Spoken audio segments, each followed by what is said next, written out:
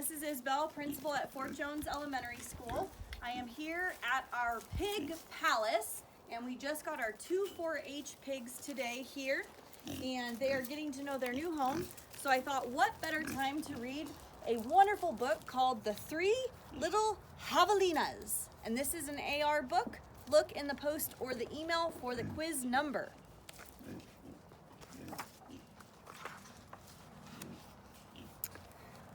Once upon a time, way out in the desert, there were three little javelinas. They were wild, hairy, southwestern cousins of pigs. Their heads were hairy, their backs were hairy, all the way down to their little hooves, but their snouts were soft and pink. One day, they trotted away to seek their fortunes. In this hot, dry land, the sky was almost blue. Soon, the three little javelinas came to a spot where the path divided, and each one went on a different way. The first little javelina wandered lazily along. He didn't see a dust storm whirling across the desert until it caught him, and it blew him away. Brushing himself off, he said, "I'll build a house with them." And in no time at all, he had built a house with the tumbleweeds. Then along came a coyote. He ran through the desert so quickly and so quietly that he was almost invisible. In fact, this was only one of Coyote's many magical tricks. He laughed when he saw the tumbleweed house and smelled the little javelina inside. A tender, juicy piggy, he thought. Coyote was tired of eating mice and rabbits. He called out sweetly, little pig, let me come in." "Not by the hair of my chinny chin chin," shouted the first javelina, who had a lot of hair on his chinny chin chin. "Then I'll huff and I'll puff and I'll blow your house down." And he huffed and he puffed and he blew the little tumble house away. Coyote, who was so very sneaky, tiptoed up behind. The second little javelina walked for miles among giant cactus plants, and he came upon a Native American woman who was gathering sticks from inside a dried up cactus. He planned to use those long sticks to knock down the sweet cactus fruit. "May I please have some sticks to build a house?" "How," she said, which means yes in the language of the desert people. When he was finished building his house, he lay down in the shade. Then his brother arrived, panting from the heat, and the second little javelina moved over and made a place for him. Pretty soon, Coyote found the Saguro rib house. He used his magic to make his voice sound just like the other little javelinas.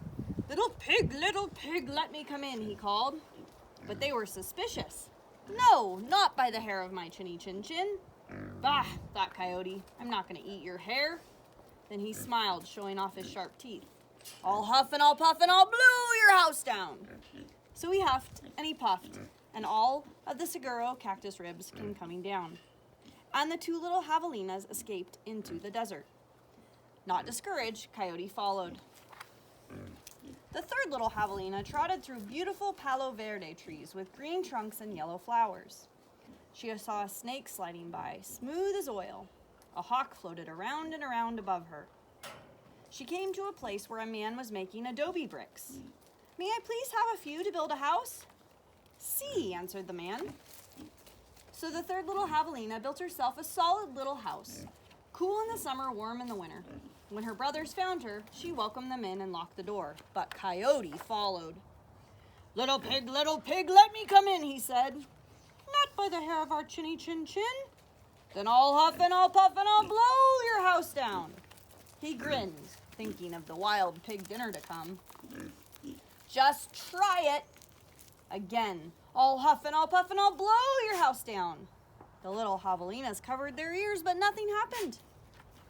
The tip of Coyote's raggedy tail whisked right past their noses. He was climbing upon the tin roof. Next, Coyote used his magic to make himself very skinny. "The stovepipe!" gasped the third little javelina. Quickly, she lit a fire inside the wood stove. "What a feast it will be," Coyote said. "I think I'll eat them with hot chili sauce." Whoosh! And sizzle! Then the three little javelinas heard an amazing noise. It was not a bark. It was not a cackle. It was not a howl. It was not a scream. It was all of those sounds together.